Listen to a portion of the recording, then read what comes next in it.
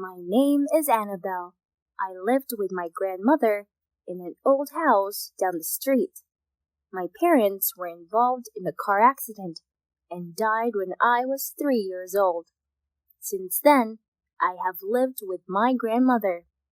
She was the only relative I knew. She used to work 2 jobs to pay my tuition fee and provide me with my basic needs. However, when I was 15 years old, she got sick and couldn't do any work. We used all of our savings to buy her the medication because we didn't have any health insurance. I had to drop out of school to work to provide for myself and my grandmother. I applied for a job at a certain mall. I worked as a cleaner in that mall because I didn't have any qualifications. One day, I was busy doing my routine. I then bumped into someone. I stood up to apologize, and I was shocked. The person standing in front of me was a version of myself. We looked the same except for the hair. Mine was brown, while hers was blonde. She was shocked too, and stood there without speaking. They said that the chances of meeting a person who looks like you but you are not related to is 1 in a million. Maybe fate was what brought us together. After we recovered from the shock, she greeted me. I learned that her name was Sabrina. She had a cool name, unlike mine. She then brought up a stupid idea. She suggested that we switch places for a week. She said that her family is rich, and ever since she was born, she has always been pampered. She wanted to be just a normal kid, even for one day without being followed by bodyguards. She wanted to live a normal life without being told what to eat and how to dress. I told her that she was crazy to even think about that. I then asked her to leave me alone and stormed off. The following day, she came again to the mall. I was furious and asked her what she wanted from me. She said that she was willing to pay for my grandmother's surgery if I accepted it. It was a difficult decision to make. After contemplating for a long time, I gave in to her offer. I lied to my grandmother that a good Samaritan helped us to pay for the medical bills. A schedule was made for the surgery. The plan was that after the surgery was done, I would see my grandmother and fly to Sabrina's home. She told me everything I needed to know, and I told her too. We went to the airport, and she bid me goodbye. When I was on the plane, I was thinking if it was the right choice I had made, or if I had lost complete trust in my grandmother. It was, however, too late to change anything. I was not used to being surrounded by bodyguards, and I was very uncomfortable.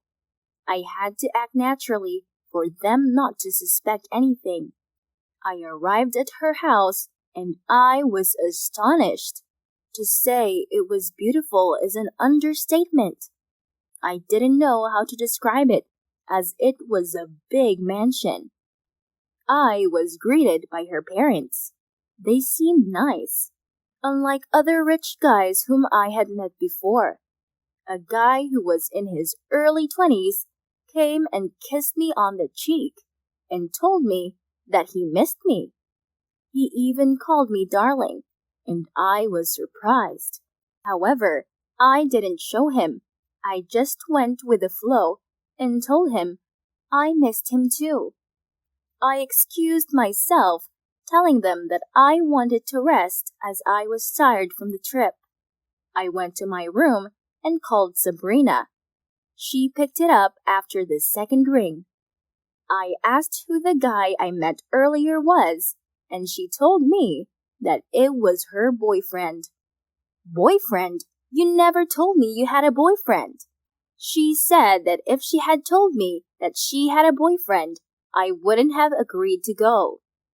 She said that their parents were the ones who had arranged for them to get married, even though they didn't love each other. It was a way of joining their business. There was no way I was going to kiss that guy. I was told that dinner was ready, and I went to eat. Sabrina's parents asked me how my trip was, and I told them that it was great. They told me that I was going to accompany Jason fishing tomorrow. Jason was Sabrina's boyfriend. I went to my room, but I didn't sleep. The following day, I woke up, took a shower, and went to meet Jason. We spent some time together, and, to be honest, it was a great adventure. When we arrived home, he told me that he had never seen me laugh like that since we started hanging out. I couldn't tell him the truth, and I lied to him that I cleared my head during the trip. Days went by, and I continued hanging out with him. Sabrina's parents were astonished to see that their daughter was no longer moody, but rather happy all the time. The chemistry between me and Jason was undeniable, but I couldn't betray Sabrina no matter what. He took me to a nice restaurant and we ate delicious food.